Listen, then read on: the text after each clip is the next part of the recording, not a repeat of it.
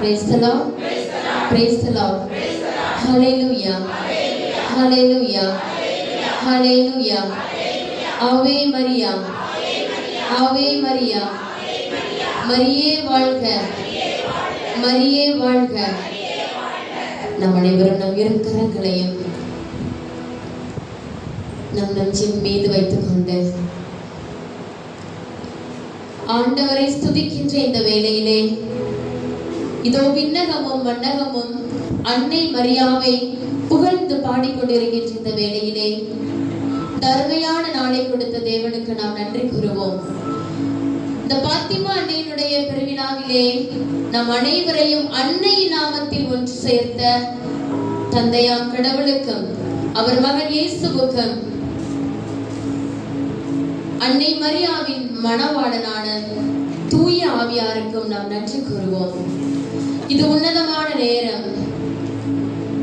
படைப்பின் மீது தேவன் ஆட்கொண்ட அந்த படைப்பாற்றலை தன் மகன் மூலமாக வெளிப்படுத்திய அந்த மகனை இந்த உலகிற்கு அளித்த அன்னை மரியாளின் பரிந்துரையினால் நாம் ஒவ்வொருவரும் ஆசீர்வதிக்கப்பட வேண்டிய நேரம். இந்த நேரத்தை ஒப்புக் கொடுப்போம். இந்த நாளை ஒப்புக் கொடுப்போம். நாம் இருக்கின்ற இந்த இடத்தை ஒப்புக் கொடுப்போம். பரிசுத்த ஆவியானவர் அன்னை மரியாவை நிரப்பியது போல அதே அபிஷேகம் இந்த நேரத்தில் நாம் ஒவ்வொருவரையும் நிரப்ப வேண்டுமாய் அன்னை மரியாளின் அபிஷேகம் எலிசபெத் அம்மாவுக்கும் அவருடைய மகன் திருமலுக்கு யோவானுக்கும் கடந்து வந்தது போல அன்னையின் அபிஷேகம் இன்று நம் ஒவ்வொருவருக்கும் நம் குடும்பத்திற்கும் கடந்து வர அன்னையினுடைய கரத்தில் நம்மையும் நாம் இருக்கின்ற இந்த இடத்தையும் நாம் செபிப்பதற்கு தடையாக இருக்கின்ற ஒவ்வொரு சிந்தனைகளையும் செயல்களையும் அன்னை தயையில் ஒப்புக் கொடுப்போம். நமக்காக இரக்கத்தின் அரியணைக்கு முன்பாக தொடர்ந்து பரிந்து பேசிக் கொண்டிருக்கின்ற அன்னைக்கு அவே மரியா என்ற குரலோடு அவே மரியா என்று அனைத்து தூதர்களோடும் புனிதர்களோடும் நாம் இந்த நேரத்தில் கரங்களை உயர்த்தி நம்மை முழுவதுமாக ஒப்புக் கொடுத்தவர்களாய், நம் குடும்பங்களை ஒப்புக் கொடுத்தவர்களாய், நாம் வேண்டி இருக்கின்ற ஜெபங்களை ஒப்புக் கொடுத்தவர்களாய், நம் உள்ளத்தில் இருக்கின்ற ஒவ்வொரு விண்ணப்பங்களை ஒப்புக் கொடுத்தவர்களாய் அன்னையினுடைய பாதத்தில் அமர்வோம். அன்னையினுடைய கரத்தில் நம்மை ஒப்புக் கொடுத்து அவே மரியா என்று உரக்க சொல்வோம். அவே மரியா, அவே மரியா, அவே மரியா, மரியே வாழ்க, மரியே வாழ்க, மரியே வாழ்க. பொருள் உணர்ந்தவர்களாய் ஆண்டவர் கபிரியேல் வானதூதர் மூலமாக அன்னையை போற்றி அந்த ஜெபத்தையும் தூய ஆவியானவர் எலிசபெத்தாவின் மூலமாக அன்னையை போற்றி அந்த வார்த்தையை நாம் ஜெபமாக சொல்லுவோம். கரங்களை உயர்த்தி சொல்லுவோம். அருள் நிறைந்த மரியே வாழ்க, ஆண்டவர் உம்முடனே, பெண்களுக்குள் ஆசீர் பெற்றவள் நீரே, உம்முடைய திரு வயிற்றின் கனியாகிய இயேசுவும் ஆசீர் பெற்றவரே. தூய மரியே, இறைவனின் தாயே, பாவிகளாய் இருக்கிற எங்களுக்காக இப்பொழுதும் எங்கள் இறப்பின் வேளையிலும் வேண்டிக் கொள்ளும். ஆமென், ஆமென், ஆமென், ஆமென். அன்னையினுடைய பிரசன்னத்தில் அன்னையினுடைய பரிந்துரையில் அமர்ந்து கொள்வோம். இந்த அருமையான நாளிலே ஆண்டவர் எனக்கு கொடுத்த இந்த வாய்ப்பிற்காக நான் என்னுடைய ஆழ்ந்த நன்றியோடு இந்த தியான இல்லத்திற்கும் இந்த தியான இல்லத்தை நடத்துவதற்கும் ஆண்டோ பிரதருக்கும் என்னுடைய சிறப்பான நன்றியை தெரிவித்துக் கொள்கிறேன். இன்று நாம் எல்லாருக்குமே ஒரு முக்கியமான நாள். பிரதர் சொன்னது போல இன்று பாத்திமா அன்னையினுடைய பெருவிழா. இந்த அன்னையினுடைய பெருவிழாவிலே இந்த வரப்போகின்ற இந்த 3 நாட்களும் அன்னையின் மூலமாக நாம் பெற்றுக்கொண்ட நன்மைகளுக்காக நன்றி சொல்வோம். நம்முடைய வாழ்க்கை பயணத்தில் அன்னையினுடைய தேவை, அன்னையினுடைய பரிந்துரை, அன்னையினுடைய உடனிருப்பு எவ்வளவு முக்கியம். அது நம்மளுடைய குடும்ப வாழ்க்கையாக இருக்கலாம், நம்மளுடைய துறவற வாழ்க்கையாக இருக்கலாம், நம்மளுடைய தனிப்பட்ட வாழ்க்கை எதுவாக இருந்தாலும் இந்த அன்னையினுடைய வழிநடத்துதலும் உடனிருப்பும் பரிந்துரையும் இல்லாமல் நாம் ஒரு ஸ்டெப் கூட எடுத்து போக முடியாது. பிரதர் ஒரு அருமையான ஒரு சாட்சி சொன்னாங்க நம்ம தொடங்குவதற்கு முன்பாக இல்லையா? இந்நாள் வரையிலும் இந்த தியான இல்லத்தை நடக்குவதற்கு பிரதர் அன்னையின் கரத்தை பிடிப்பதை விட அன்னை ஆண்டோ பிரதருடைய கரத்தை பிடித்து வழிநடத்தி கொண்டிருக்கிறார் என்பதில் எந்த விதமான ஐயமும் இல்லை, எந்த விதமான சந்தேகமும் இல்லை. அப்படியாக இந்நாள் வரையிலும் இந்த தியான இல்லத்தையும் இங்கு வந்து கொண்டிருக்கின்ற உங்கள் ஒவ்வொருவரையும் அன்னையினுடைய பரிந்துரையினால், அன்னையினுடைய வழிநடத்துதலினால் ஆண்டவர் இந்நாள் வரையில் வழிநடத்தியதற்காக கரங்களை தட்டி ஆண்டவருக்கு நன்றி சொல்கிறேன்.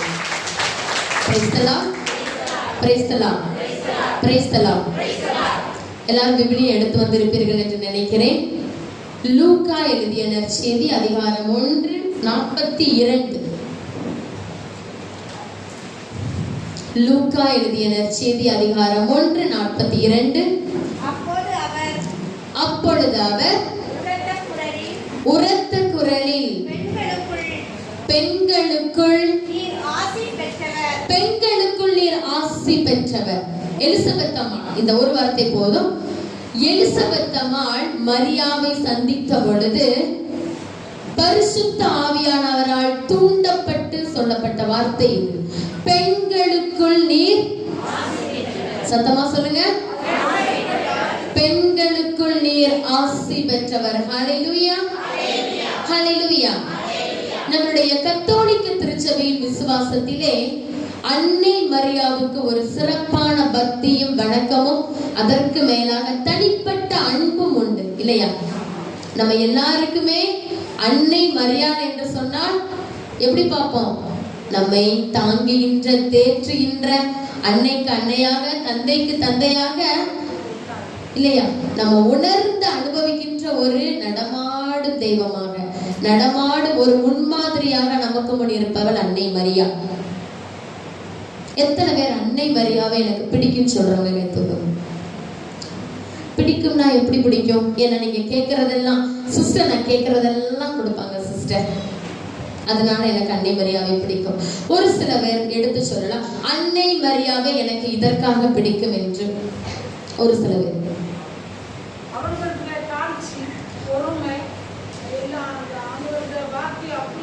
அன்னையினுடைய குணநலன்கள் இல்லையா, அன்னையினுடைய குணநலன்களை கொண்டு அன்னை எனக்கு பிடிக்கும். மரியாதை வேற எந்த காரணத்திற்காக பிடிக்கும்?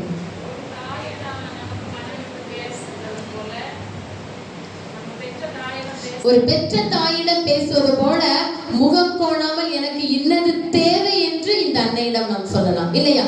அப்படிப்பட்ட ஒரு கான்பிடன்ஸ், அப்படிப்பட்ட ஒரு நம்பிக்கை, ஒரு பிடிமான சக்தி இந்த அன்னையிடம் உண்டு. வெரி இன்னும் அன்னை எதற்காக எனக்கு பிடிக்கும்? உடனிருந்து வழிநடத்தும். அதை நீங்க உணர்ந்திருக்கிறீங்களா?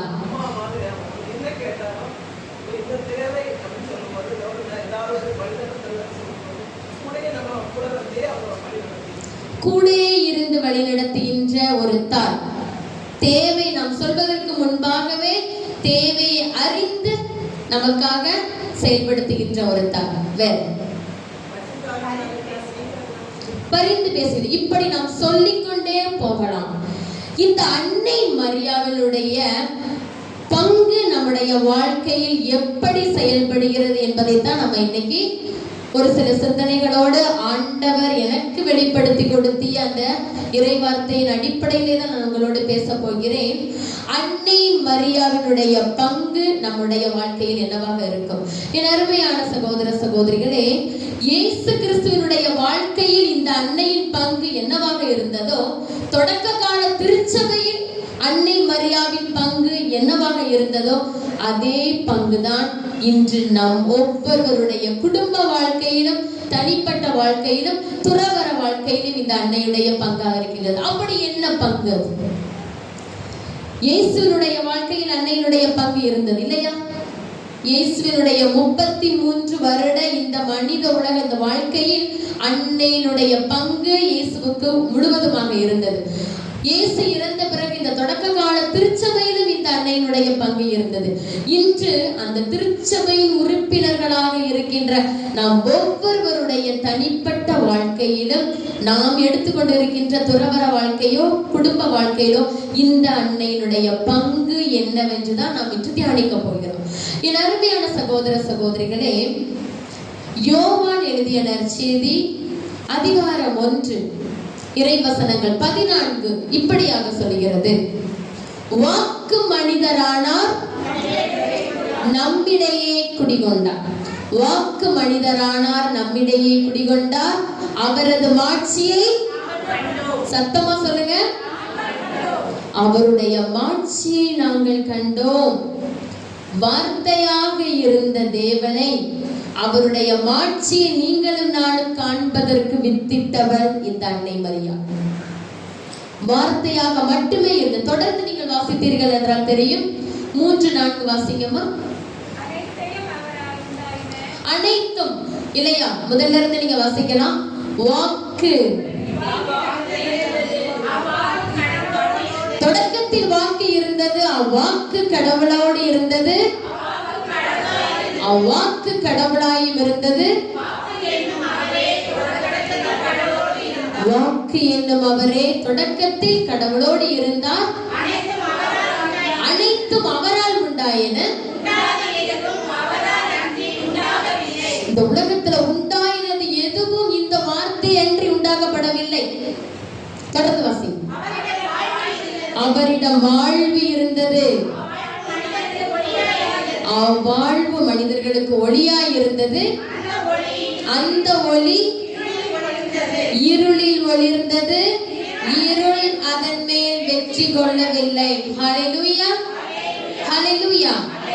அருமையான சகோதர சகோதரிகளே, வார்த்தையாக மட்டும்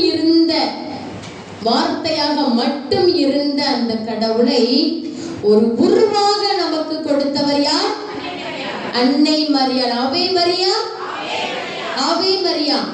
தொடக்கத்தில் கடவுளோடு இருந்த அந்த வார்த்தை, கடவுளாக இருந்த அந்த வார்த்தை, இந்த உலகம் முழுவதையும் உருவாக்கிய அந்த வார்த்தை இன்று மனுக்குலத்திற்கு வந்தது என்றால் அதற்கு வித்திட்டவர் அன்னை மரியா.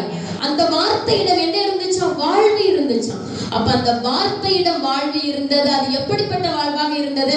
அதுவே நிலை வாழ்வு. இன்று நீங்களும் நானும் ஒரு நிலை வாழ்வை நோக்கி நாம் பயணம் செய்து கொண்டிருக்கிறோம் இல்லையா?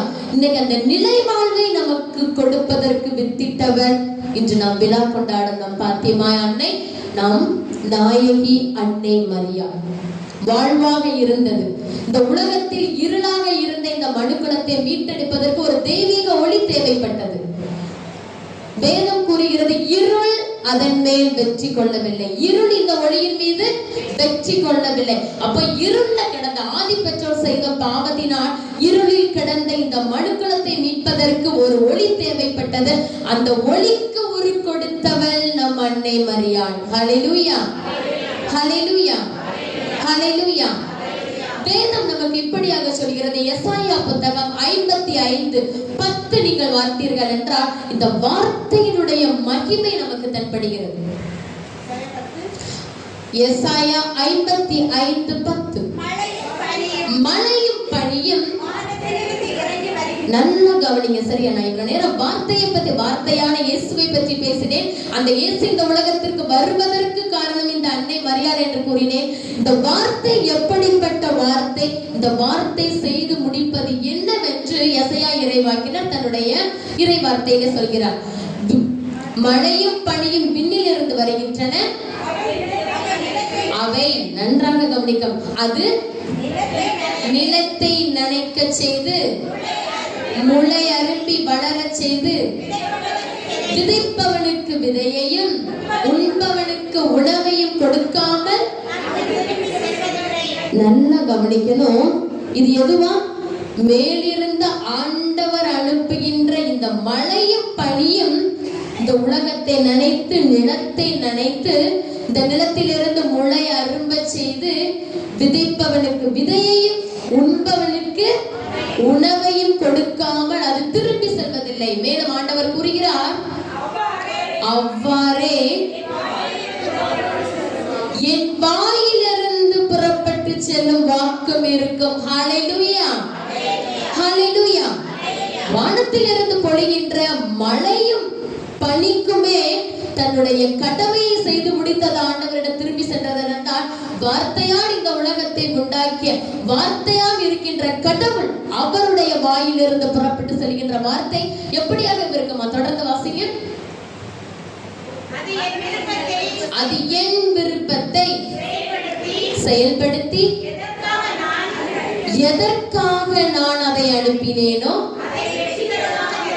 அதை வெற்றிகரமாக நிறைவேற்றாமல் என்னிடம்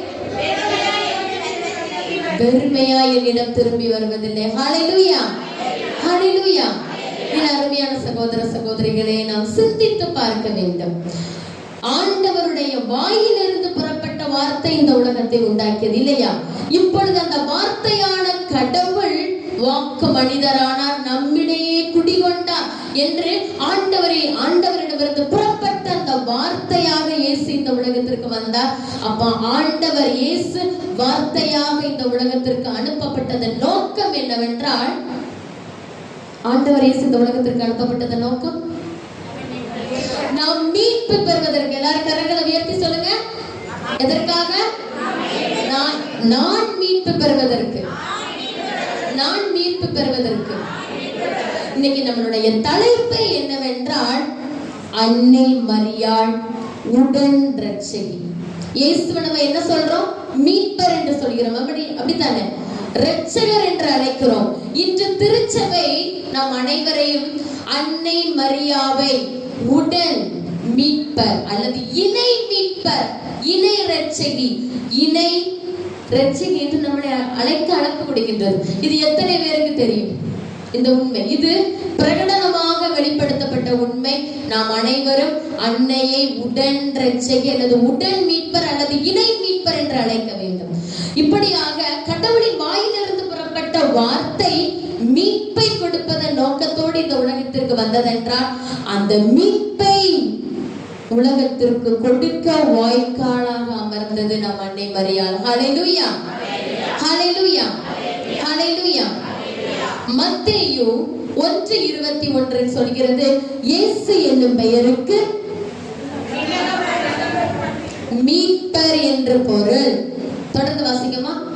மத்தேயு 1:21 இப்படியாக கூறுகிறது, அவர் ஒரு மகனை பெற்றெடுப்பார், அவருக்கு இயேசு என்னும் பெயரிடுவீர், ஏனெனில் அவர் தம் மக்களை அவர்களுடைய பாவங்களிலிருந்து மீட்பார்.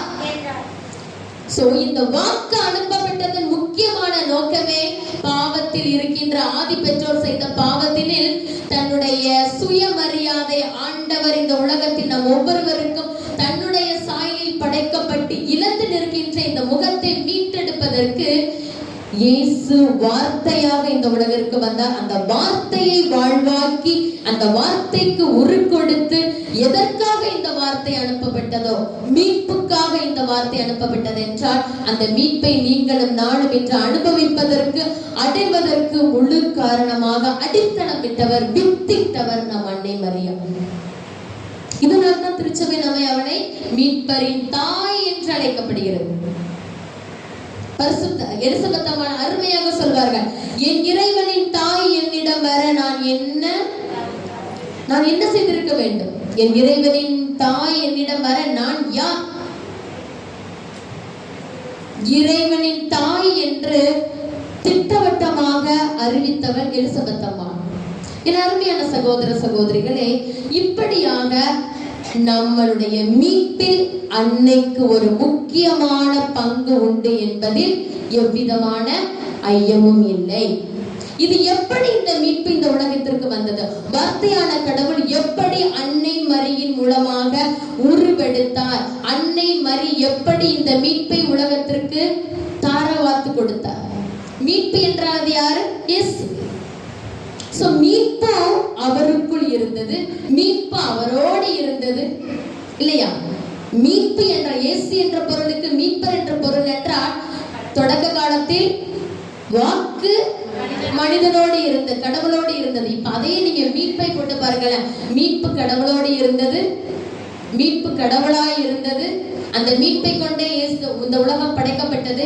இப்ப அந்த மீட்பு வார்த்தையின் வடிவே அன்னை மரியாளுடைய கர்ப்பத்தில் உருவாகிறது. அப்ப அந்த மீட்பு அன்னை மரியாளோடு இருந்தது, அன்னை மரியாளோடு நடந்தது. மீட்பை முழுவதுமாக அன்னை மரியாள் பெற்றுக்கொண்டார். இன்னைக்கு நம்மளுடைய பிரிவினை சகோதரர்களுடைய ஒரு மிகப்பெரிய ஒரு குற்றச்சாட்டு என்னவென்றால், நாம் அன்னையை மீட்பர் என்று கருதுகிறோம் என்று. ஆனால் அது உண்மை அல்ல. உண்மை கிடையாது. மீட்பரை உள்ளத்திலும் தன்னுடைய உதிரத்திலும் ஏற்றுக்கொண்ட அன்னை மரியாள் எலிசபெத் அம்மாளை சந்தித்த பொழுது அவருடைய உள்ளத்தில் இருந்து பரிசுத்த ஆவியினால் தூண்டப்பட்ட ஒரு அருமையான வார்த்தை என்ன தெரியுமா? சத்தமா சொல்லுங்க.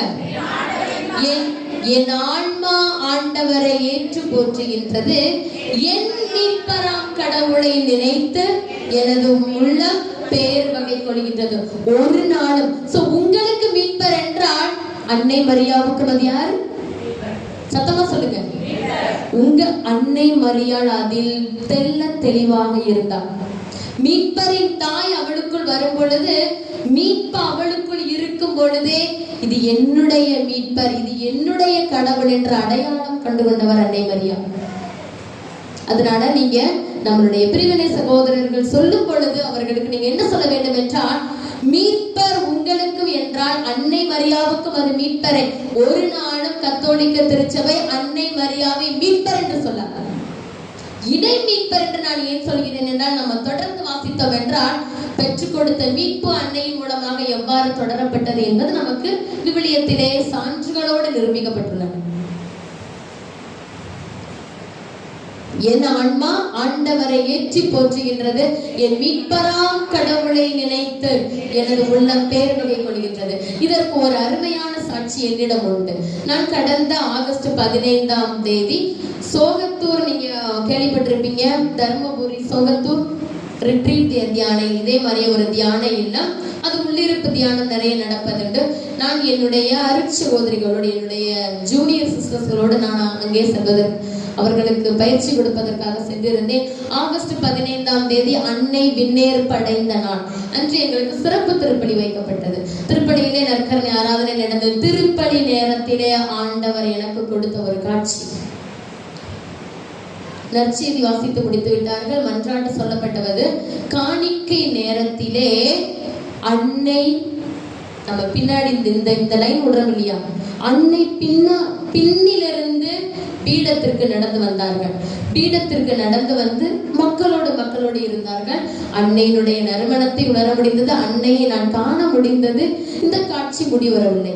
தூயவர் தூயவர் என்று பாடும் பொழுது அன்னை கரங்களை உயர்த்தி தன்னுடைய மீட்பரை அன்னை துதித்தாள். ஹல்லேலூயா, ஹல்லேலூயா, ஹல்லேலூயா.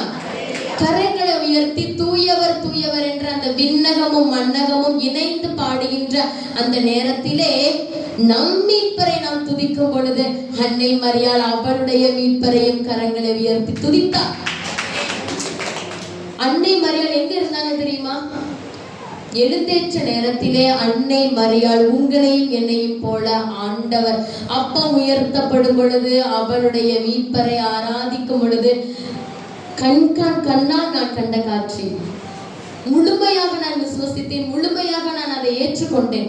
ஏன்னா நான் என்ன நினைச்சேன்னா, எப்படினாலும் இயேசுவுக்கு பக்கத்துல அவங்களுக்கு இடம் உண்டு இல்லையா? நிறைய புனிதர்களுக்கு திருப்பலி நடக்கும் பொழுது அனைத்து புனிதர்களும் ஆனந்தர்களும் இந்த பலிபீடத்திலே இருக்கிறார்கள், அன்னை மரியாவும் இருக்கிறார். ஆனால் நான் இன்று ஆணித்தரமாக உங்களுக்கும் எனக்கும் இயேசு மீட்பர் என்றால் அன்னை மரியாவுக்கும் அது மீட்பர் என்று நான் ஏன் ஆணித்தரமாக சொல்கிறேன் என்றால், இந்த ஒரு காட்சி எனக்கு அதை மீண்டுமாக ஆணித்தரமாக நிரூபித்து காட்டியது. எழுந்தேற்ற நேரத்திலே நாம் ஆராதிக்கின்ற அதே ஆண்டவரை அன்னை மரியாளும் ஆராதித்தார். அப்படிப்பட்ட ஒரு மீட்பை தன்னுடைய உதிரத்திலே அன்னை மரியாள் சுமந்தார். நம்முடைய மீட்பின் பயணத்திலே அன்னை மரியாவுக்கு பங்கு உண்டு. கலாத்தியர் புத்தகம் 4:4 இப்படியாக சொல்லுகிறது. காலம் நிறைவேறிய பொழுது, கலாத்தியர் 4:4, காலம் நிறைவேறிய பொழுது திருச்சட்டத்திற்கு உட்பட்டிருந்த நம்மை மீட்டு தம் பிள்ளைகள் ஆக்குமாறு கடவுள் தம் மகனை பெண்ணிடம் பிறந்தவராகவும் திருச்சட்டத்திற்கு உட்பட்டவராகவும் அனுப்பினார். ஹல்லேலூயா, ஹல்லேலூயா. காலம் நிறைவேறிய பொழுது ஆண்டவர் என்ன செஞ்சாரா? திருச்சட்டத்திற்கு உட்பட்டிருந்த உங்களையும் என்னையும், திருச்சட்டம்னா என்னது? பவுலடியார் அழகாக சொல்றாரு, திருச்சட்டத்தினால் வருவது என்னது? திருச்சட்டத்தினால் வருவது திருச்சட்டத்தினால் வருவது வாழ்வா? திருச்சட்டம் நம்மளுக்கு நீங்க தவறாக புரிந்து கொள்ளக்கூடாது. அப்ப பவுலடியார் சொல்றாரு, சட்டம் நமக்கு கொடுத்திருக்கின்ற சட்ட ஒழுங்கு முறைகள் நாம் வாழ்வது போல் வாழாவிட்டால் அது நம்ம எங்கே கொண்டு செல்லுமோ? பாவத்திற்கு இட்டு செல்லும். பவுலடியார் அதை உணர்ந்தார். தான் படித்த படிப்பு ஒரு பெரியதாக நினைத்தார் இல்லையா? அவர் பெற்றிருந்த அந்தஸ்து புகழையும் பெரியதாக நினைத்தார். அவை அனைத்தும் அவரை பாவத்திற்கு இட்டு சென்றன.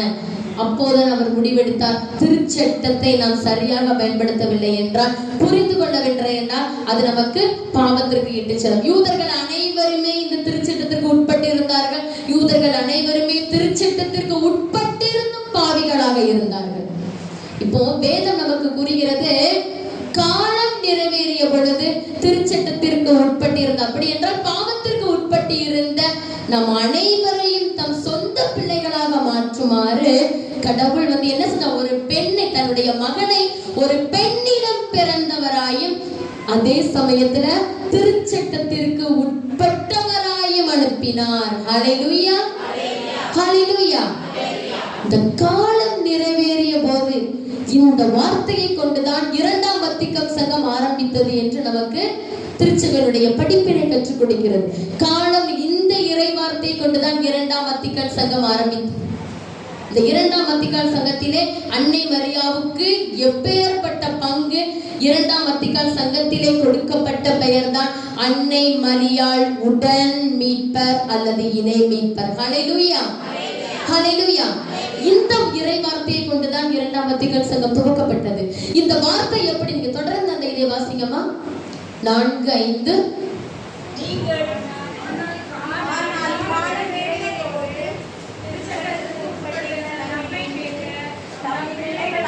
ஐந்தாவது வசனம்,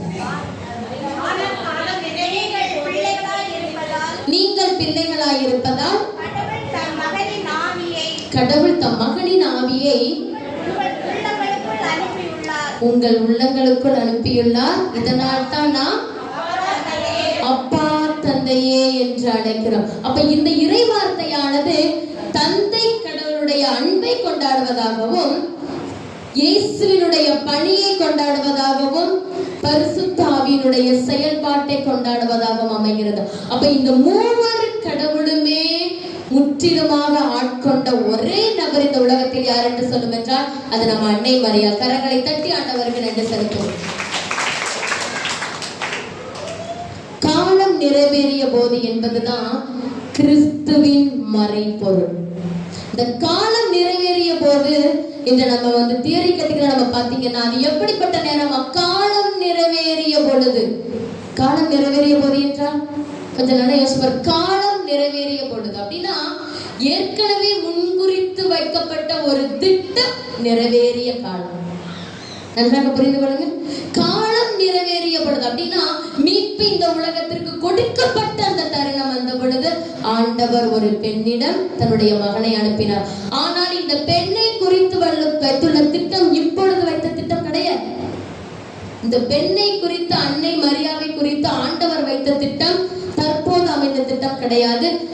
காலத்திற்கு முன்பாகவே, முக்காலத்திற்கு முன்பாகவே தந்தை கடவுளுடைய சிந்தையில் உதித்த திட்டம் இப்பொழுது காலம் நிறைவேறிய பொழுது அந்த பெண்ணின் மூலமாக நிறைவேறியது. ஹல்லேலூயா.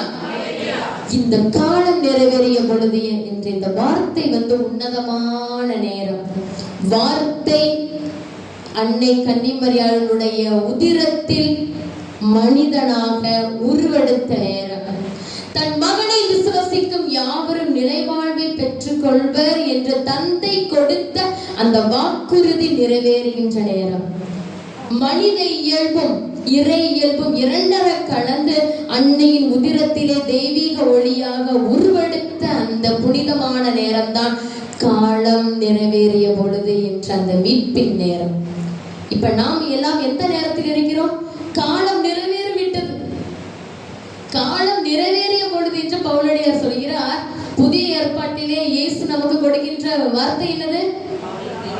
காலம் நிறைவேறிவிட்டது, மனம் மாறுங்கள், விண்ணரசு நெருங்கி வந்து விட்டது. அன்னையினுடைய மீட்பின் பணி தொடர்கிறது. காலம் நிறைவேறிய பொழுது தன்னுடைய மீட்பு திட்டத்தை இந்த பெண்ணின் மூலமாக முழுமையாக நிறைவேற்றிய கடவுள் இன்று தன்னுடைய மகன் இயேசுவின் மூலமாக நமக்கு கொடுக்கின்ற அழைப்பினா, காலம் நிறைவேறிவிட்டது. பெண்ணின் மூலமாக வந்த மீட்பு இந்த உலகத்தில் கொடுக்கப்பட்டு விட்டது. ஆனால் மீட்பை பெற்றுக்கொள்ள இந்த மனுக்குலம் இன்னும் தயாராக இல்லை. எனவேதான் இன்று இந்த பாத்திமா அன்னையினுடைய திருவிழாவிலே ஆண்டவர் நமக்கு கொடுக்கின்ற அழைப்பு என்னவென்றால், தன்னுடைய மகன் பெற்றுக் கொடுக்கப்பட்ட மீட்பு மீண்டுமாக இதே அன்னையின் மூலமாக நம் ஒவ்வொருவருக்கும் தனிப்பட்ட முறையில் கொடுக்கப்பட வேண்டும் என்பது. இந்த அன்னையினுடைய இந்த கடின உழைப்பிற்கு நாம் எல்லாரும் கரங்களை தட்டி ஆண்டவர்கள் என்று சொல்லுவோம். அன்னையினுடைய மீட்பின் பணி தொடர்ந்து நடக்கின்றது. அன்னையினுடைய மீட்பின் பணி இன்றும் தொடர்ந்து நடக்கிறது. வேதம் என்ன சொல்கிறது என்றால், காலம் நிறைவேறிய பொழுது திருச்சட்டத்திற்கு உட்பட்டவராக இயேசு தன்னையே முழுவதுமாக இந்த கன்னி பெண்ணிடம் தன்னை முழுமையாக அர்ப்பணித்தார் என்றால், இந்த விதையை ஏற்றுக்கொள்வதற்கு தந்தை கடவுள் எவ்வளவாக இந்த நிலத்தை தயார் செய்திருக்க வேண்டும் இல்லையா? மேலிருந்து வருகின்ற மழையும் பனியும் இந்த பூமியை நினைப்பதென்றால், அதை ஏற்றுக்கொள்வதற்கு நிலம் தயாராக இருந்தால் மட்டும்தான் அந்த இடத்துல என்ன வளரும்? என்ன வளரும்? சொல்லுங்க. செடி வளரும். எதுவாக இருந்தாலும், நீங்க இந்த ஏரியாவில் விவசாயிகள் இருக்க மாட்டீர்கள், நான் இருக்கின்ற அந்த வேளாங்கண்ணில விவசாயிகள் ஒரு நிலத்தை அவர்கள் எந்த அறுவடைக்கு முன்பாக அவர்கள் நிலத்தை என்ன செய்வார்கள்? உழுது பார்ப்பார்கள். அப்படிதானே? இருக்கிற களைகளை எடுப்பார்கள், மண் வெட்டி போடுவார்கள், நீர் பாய்ச்சுவார்கள். தகுந்த ஏற்பாடை கொடுத்த பிறகுதான் அவர்கள் இந்த விடையை தெளிப்பார்கள். அப்போ இந்த உலகத்திற்கு மீட்பை பெற்றுக் கொடுக்க போகின்ற கடவுளுடைய உன்னதமான வாயிலிருந்து புறப்பட்ட அந்த வார்த்தை தங்கக்கூடிய அந்த நிலம் எவ்வளவாக இருக்க வேண்டும் என்று தந்தை கடவுள் நினைத்திருப்பார் இல்லையா? அப்போ தகுந்த நிலமாக 100 மடங்கு பலனளிக்கக்கூடிய நிலமாக, 100 மடங்கு கனிகளை கொடுக்கக்கூடிய ஒரு உன்னதமான நிலமாக அன்னை மரியாளுடைய உடலும் ஆன்மாவும் பாதுகாக்கப்பட வேண்டும் என்பது தந்தை கடவுளுடைய திருவிழா. அதை நிறைவேற்றினார். இப்படியாக படிப்படியாக அன்னை மரியாவுக்கு தன்னுடைய தெய்வீகத்தை முழுமையாக கொடுத்தார் தந்தை கடவுள். முதலாவதாக என்ன செய்தார் என்றால், அவளை அருளால் நிறைத்தார். ஹல்லேலூயா. அன்னை மரியாவை அருளால் நிறைத்தார். கபிரியேல் வானதூதர் அன்னை மரியாளிடம் வந்த பொழுது என்ன சொன்னாங்க? அருள் மிக பெற்ற மரியே வாழ்க, ஆண்டவர் உம்முடனே, கடவுளின் அருளை கண்டடைந்துள்ளீர். இதுதான் கபிரியேல் வானதூதர். இது யார் மூலமாக வந்த வார்த்தை? தந்தை கடவுளிடமிருந்து புறப்பட்ட வார்த்தை அன்னை மரியாவுக்கு கொடுக்கப்பட்டது. எபேசியர் 1:1 அதிகாரம் 3வது அதிகாரத்திலே வேதம் நமக்கு இப்படியாக சொல்லப்படுகிறது. எபேசியர் 1:3, நம் ஆண்டவராகிய இயேசு கிறிஸ்துவும் தந்தையும் கடவுளுமானவர் போற்றி அவர் விண்ணகம் சார்ந்த ஆவிக்குரிய ஆசீர் அனைத்தையும் கிறிஸ்து வழியாக ஹல்லேலூயா ஹல்லேலூயா. தொடர்ந்து வாசிக்கமா? நாம் தூயோராகவும் மாசற்றோராகவும் தம் திருமுன் விளங்கும்படி உலகம் தோன்றுவதற்கு முன்பே கடவுள் நம்மை கிறிஸ்து வழியாக தேர்ந்தெடுத்தார். என் அருமையான சகோதர சகோதரிகளே, எபேசியர் 1:3 என்ன சொல்கிறது என்றால், விண்ணுலகை சார்ந்த அனைத்து ஆசீர்வாதமும் இந்த மண்ணுலகத்திற்கு இயேசு கிறிஸ்துவின் வழியாக கொடுக்கப்பட்டு விட்டது. இந்த ஆசீர்வாதம் வந்து எப்படிப்பட்ட ஆசீர்வாதம்னா, தனிப்பட்ட ஒரு நபருக்கு கொடுக்கப்பட்ட ஆசீர்வாதம் கிடையாது. கடவுளின் சாயலால் படைக்கப்பட்ட திருமுழுக்கு பெற்ற அத்தனை ஜீவிகளுக்கும் உயிர்களுக்கும் கொடுக்கப்பட்ட ஆசீர்வாதம் தான் ஆவிக்குரிய அனைத்து ஆசீர்வாதம், விண்ணகத்திலிருந்து வந்த ஆசீர்வாதம். ஆனால் இந்த 2வது பாட்டு நம்ம பார்க்கிறோம் இல்லையா? மாசற்றோராகவும் தூயவராகவும் தன்னுடைய திருமுன் விளங்கும்படி உலகம் தோன்றுவதற்கு முன்பாகவே கிறிஸ்து வழியாக. இந்த வசனம் அன்னை அன்னை மரியாவில் நடைபெறுகிறது. ஹல்லேலூயா, ஹல்லேலூயா, ஆவே மரியா, ஆவே மரியா. அதைத்தான் நான் சொன்னேன், இந்த விதையை ஏற்றுக்கொள்வதற்கு ஏற்ற நிலமாக தந்தை கடவுள் அவளை ஏற்கனவே முன்குறித்து வைத்துள்ளார். கப்ரியேல் வானதூதர் அருள் நிறைந்த மரியே வாழ்க என்று சொன்ன பொழுது அவளுக்கு கொடுக்கப்பட்டது அந்த அருள் கிடையாது, நிச்சயமாக கிடையாது. இந்த அருள் எப்பொழுது கொடுக்கப்பட்டது? உலகம் தோற்றுவதற்கு முன்பாகவே என்னுடைய மகனை இந்த உதிரம் தாங்கும், அவளுடைய உடலும் ஆன்மாவும் பரிசுத்தமாக்கப்பட வேண்டும், ஜென்ம பாவம் இவளை அண்ட விடக்கூடாது என்பது கடவுளுடைய திட்டம். கடவுளுடைய திட்டத்தின்படி உலகம் தோற்றுவதற்கு முன்பாகவே தன்னுடைய திருமுன் மாசற்றோராகவும் தூயவராகவும் நம்மளுடைய அன்னை கன்னி மரியாவை என்னப்படுத்தி வைத்தாராம்? பக்குவப்படுத்தினார், திடப்படுத்தினார். பாவம் அவளை அண்ட விடாமல் அவளை பாதுகாத்தார். இதுதான் சாத்தானுக்கு பிடிக்கவில்லை. ஒரு பெண்ணினால் வந்த பாவம், ஒரு பெண்ணினால் சாத்தானுக்கும் கடவுளுக்கும் இடையே ஏற்பட்ட அந்த மோதல் இதே பெண்ணினால் மீண்டுமாக தவிர்க்கப்பட வேண்டும் என்பது தந்தை கடவுளுடைய திருவிழா. தொடக்க நூல் 1:15 நாம் வாசிக்கிறோம் இல்லையா? உன் வித்துக்கும் அவள் வித்துக்கும் நான் ஒரு பகையை உண்டாக்குவேன், உனக்கும் பெண்ணுக்கும், முதல்ல தான் உனக்கும் பெண்ணுக்கும், உன் வித்துக்கும் அவள் வித்துக்கும் நான் ஒரு பகையை உண்டாக்குவேன். என்ன செய்வானா?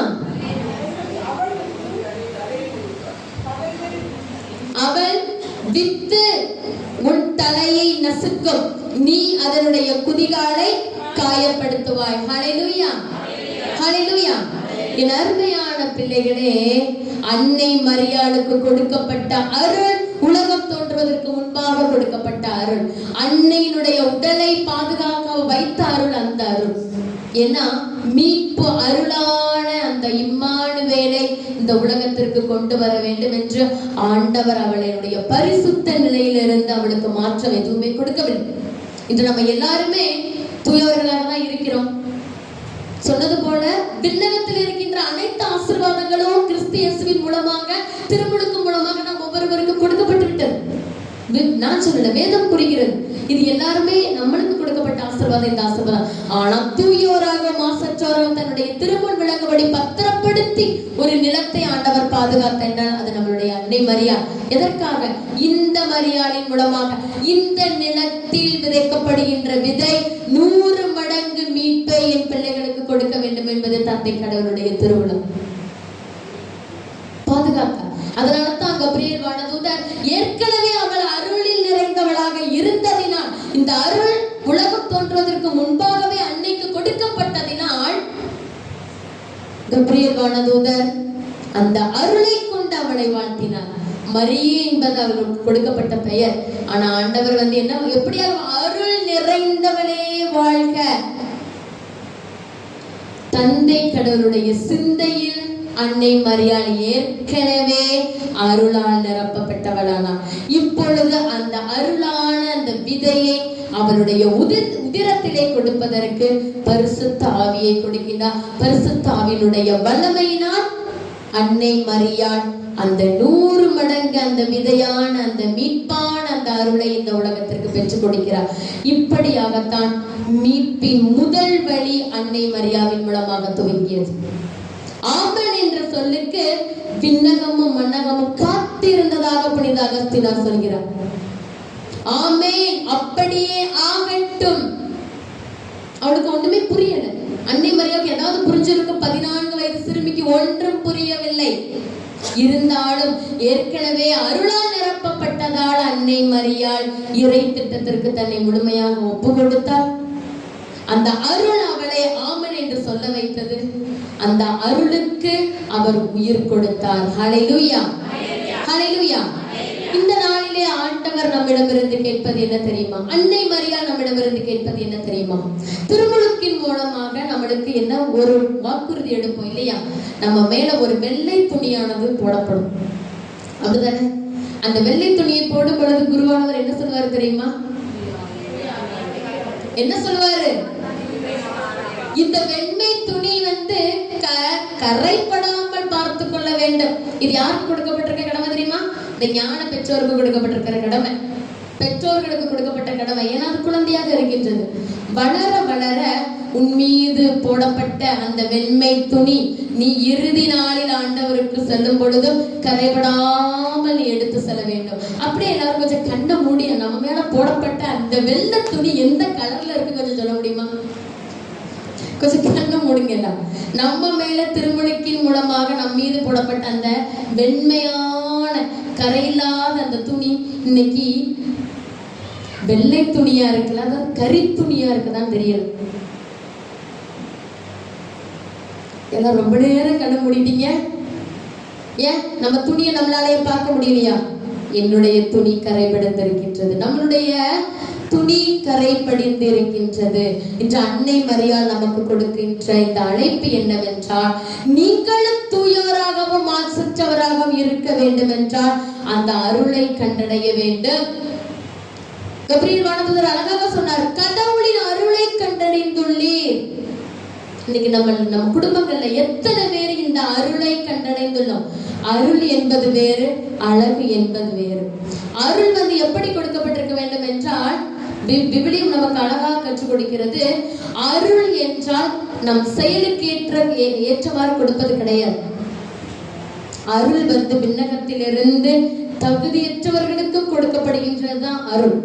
இன்னைக்கு நம்ம போனீங்கன்னா இவங்க அழகா இருக்காங்கன்னு சொல்றதை விட அருளா இருக்கிறாங்க இல்லையா? சில பேர் மூஞ்ச பார்த்த உடனே நம்மளுக்கு தெரியலையா, அவங்க மூஞ்ச பார்த்தாலே ஒரு தெய்வீகம், அவங்களுடைய மூஞ்ச பார்த்தாலே ஒரு அருள் நிறைந்து வடிகின்றது.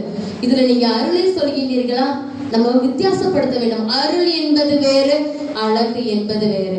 இப்போ ஆண்டவர் கன்னி மரியாளுக்கு கொடுத்தது அருள். அந்த அருளிலே ஒளிந்திருந்ததுதான் அன்னை மரியாவினுடைய அழகு. இன்னைக்கு அன்னை மரியாளுடைய முகத்தை நம்ம ஒரு சிறுபத்தில் பார்த்தாலும் சரி, மொபைல பார்த்தாலும் சரி, நம்ம மனது அவளை நோக்கி இருக்கிறது. ஏனென்றால் அவள் அருள் நிறைந்தவள். ஒரு பாடல் இருக்கு தெரியுமா? என்ன அழகு, எத்தனை அழகு, அப்படித்தானே? என்ன அழகு, அவளுடைய அருள், அவளுடைய அழகு அவளுடைய அருளினால் கொடுக்கப்பட்டது. அவளுடைய அழகு ஆண்டவர் அவளுக்கு கொடுத்த தெய்வீக குணங்களினால் கொடுக்கப்பட்டது. இன்று அன்னை மரியாள் அவளுடைய நாளிலே உங்களிடம் என்னிடம் கேட்பதா, ஆண்டவரின் அருளை கண்டடைந்த பிள்ளைகளாக, ஆண்டவருடைய திட்டத்திற்கு உங்களைய அடிபணிக்கின்ற ஒரு பிள்ளைகளாக நம்மை நாம் மாற்ற வேண்டும். இதுதான் மீட்பின் முதல் வழி. மீட்பிற்கு செல்ல வேண்டிய பாதையினுடைய முதல் வழியை அன்னை மரியாள் திறந்து வைத்தார். கடவுள் உலகம் தோன்றுவதற்கு முன்பாகவே அன்னை மரியாவை அருளால் நிரப்பினாள். பாவத்திலிருந்து அவளை முற்றிலுமாக விலக்கி நிற்க செய்தார். பாவம் அவளை அண்ட விடவில்லை. ஜென்ம பாவத்திலிருந்து அவள் முழுவதுமாக பாதுகாக்கப்பட்டாள். மீட்பின் அருளை தன்னுடைய உதிரத்தில் தாங்குவதற்கு அவள் பலிவிட்டாள். இரண்டாவது என்ன செய்தால் தெரியுமா அன்னை மரியாள்? மீட்பினுடைய முதல் வழி அருள் நிறைந்தவளாக அன்னை மரி என்றால், மீட்பினுடைய இரண்டாவது வரி அதே லூக்கா நற்செய்தி 1வது அதிகாரம் 42 வசனம், 45வது வசனம். ஆண்டவர் உமக்கு சொன்னவை நிறைவேறும் என நம்பிய நீர் பேறு பெற்றவர். ஹல்லேலூயா, ஹல்லேலூயா, ஹல்லேலூயா. அருளால் நிறைக்கப்பட்ட அன்னை மரி இதோ தன்னுடைய மீட்பின் இரண்டாவது வழியான நம்பிக்கை நோக்கி பயணம் செய்கின்றார். இது ரொம்ப முக்கியம். ஆண்டவர் உமக்கு சொன்னவை யாம் நிறைவேறும் என நம்பிய நீர் பேறு பெற்றவர். இது எலிசபெத் அம்மாவின் வாயிலிருந்து வந்த வார்த்தை அல்ல. பரிசுத்த ஆவியானவர் தன்னுடைய மனவாட்டியான அன்னை மரியாவினுடைய நம்பிக்கையை கண்டு கொடுத்த பாராட்டு. எலிசபெத் அம்மாள் அவளாக பேசவில்லை இல்லையா? எலிசபெத் அம்மாளை அன்னை மரியாள் சந்திக்க வந்த பொழுது அன்னை மரியாள் ஏற்கனவே இயேசுவை உதரத்தில் தாங்கி இருப்பது எலிசபெத் அம்மாவுக்கு தெரியாது. எலிசபெத் அம்மாள் கருத்தாங்கி இருப்பதும் அன்னை மரியாவுக்கு தெரியாது.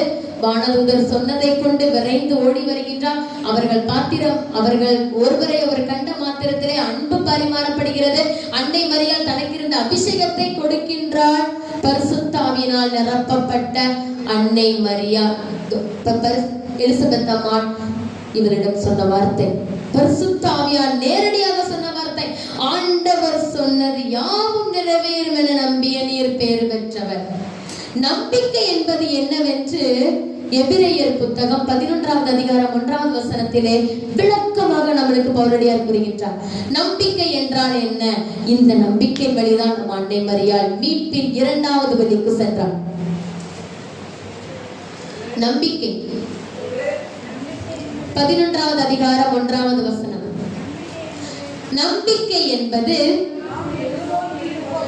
நாம் எதிர்நோக்கி இருப்பவை. சத்தமா வாசிக்குமா? நம்பிக்கை என்பது நாம் எதிர்நோக்கி இருப்பவை கிடைக்கும் என்று உறுதி. கண்ணுக்கு புலப்படாதவை பற்றிய ஐயமற்ற நிலை. உறுதியாக. நம்பிக்கைக்கு வேற எந்த டெபினேஷன் தேவை கிடையாது. விவிலியம் நமக்கு நம்பிக்கை என்றால் என்னவென்று என்ன கூறுகிறது?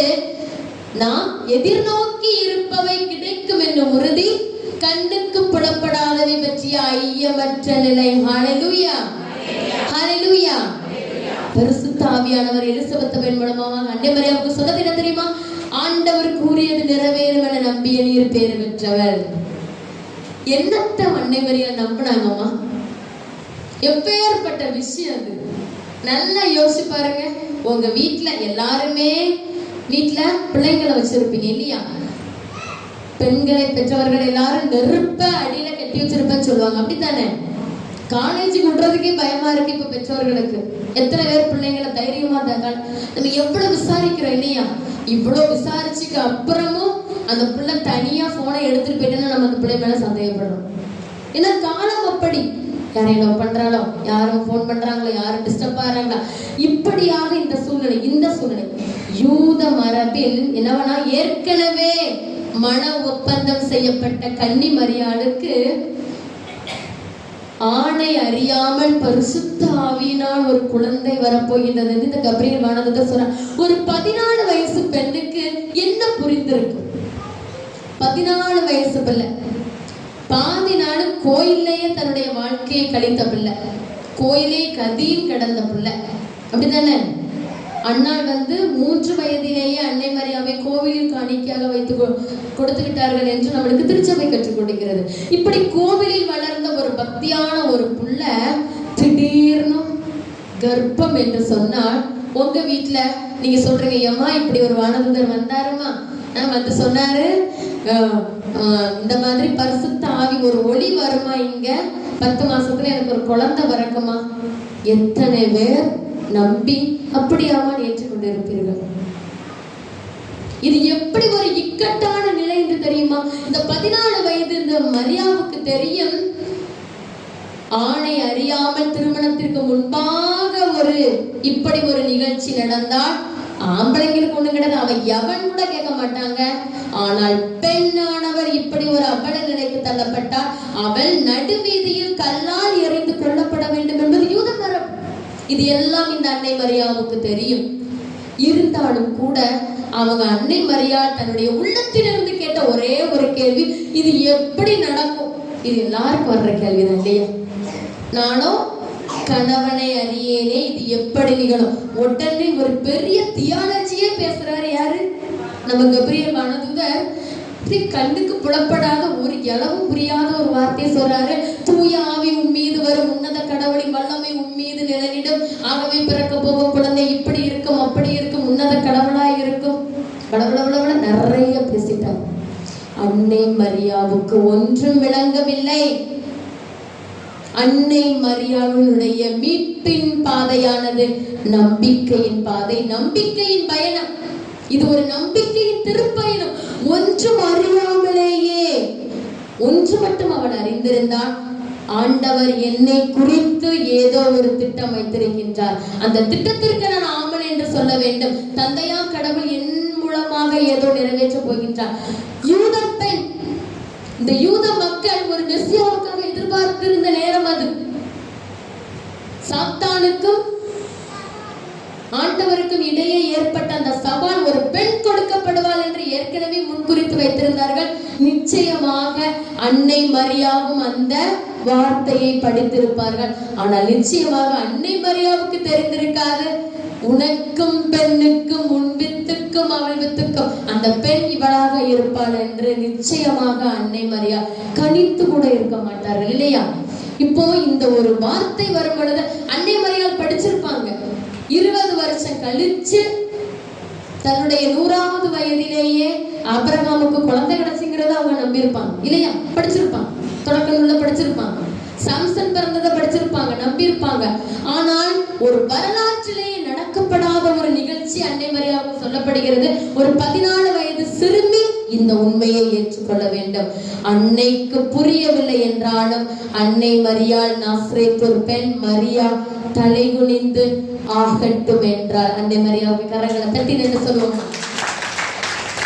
ஆகட்டும் என்று சொன்னார். அவருடைய ஆகட்டும் என்ற அந்த ஆமென் என்ற சொல் இயேசுவுடைய பிறப்பின் முன்னறிப்போடு நிக்கல.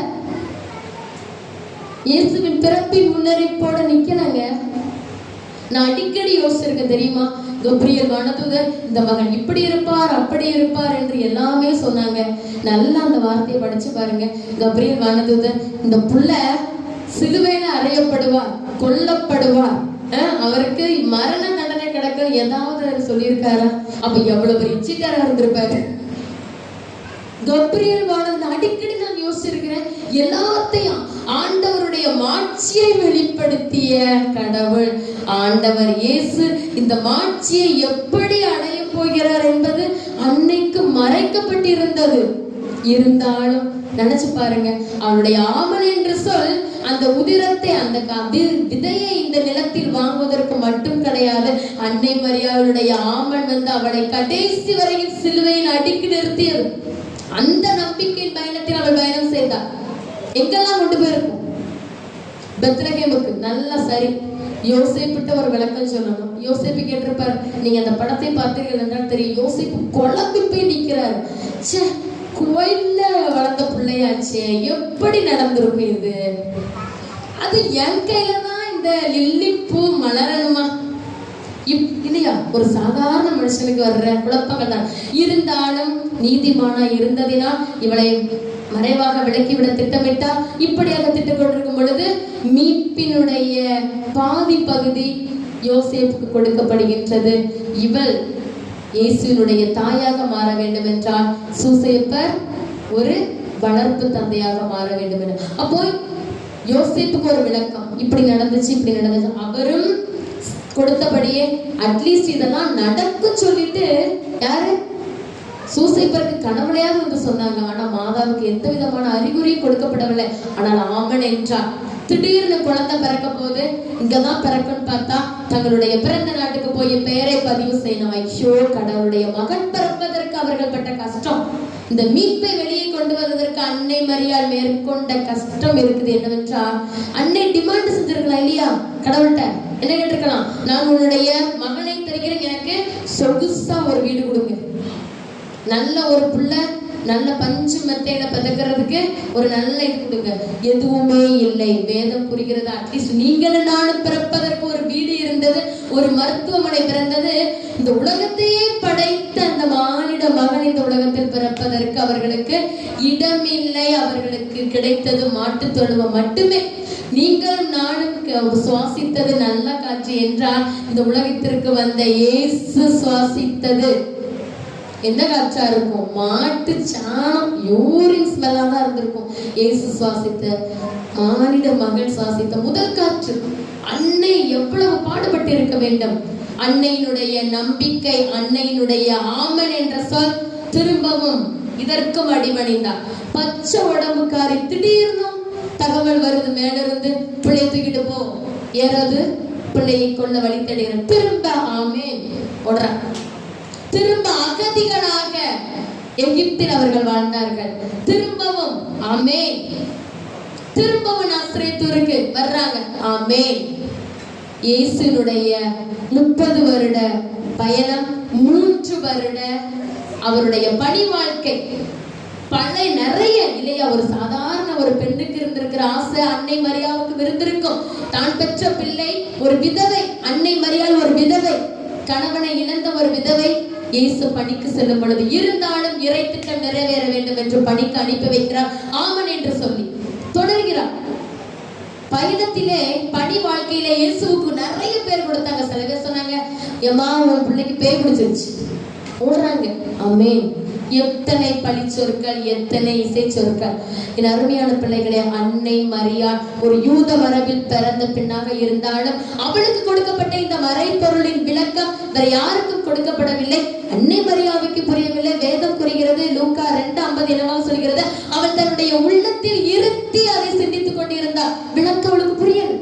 அன்னை மரியாவுக்கு விளக்கம் புரியவில்லை. இருந்தாலும் தன்னுடைய உள்ளத்தில் கடைசி ஒவ்வொரு தடவையும் இயேசு சொல்றாரு, காணாமல் போயிட்டாங்க. ஏசு என்ன சொல்றாரு, ஏன் என்ன தேடுறீங்க, என் அப்பா வீட்டுல இருக்குன்னு உங்களுக்கு தெரியாதா? அன்னைக்கு ஒண்ணும் புரியவில்லை. இதயர்கள் சந்திக்க வர்றாங்க. மாட்டு தொழுவத்திலே 3 அடையாள காணிக்கை கொண்டு வருகிறார்கள். அன்னைக்கு புரியவில்லை. வேதம் இப்படியாக சொல்கிறது, இவை அனைத்தையும் அன்னை தன்னுடைய உள்ளத்திலே வைத்து சிந்தித்துக் கொண்டிருந்தாளே தவிர ஒரு நாளும் இந்த நம்பிக்கை பயணத்தில் அவளுக்கு என்னவில்லை, கேள்வி கிடையாது.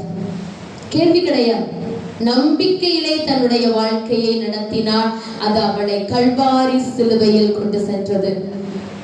சிலுவை மரணம் இல்லையா, நினைச்சிருப்பாங்க யாராவது என் பிள்ளையை காப்பாற்ற மாட்டாங்களா?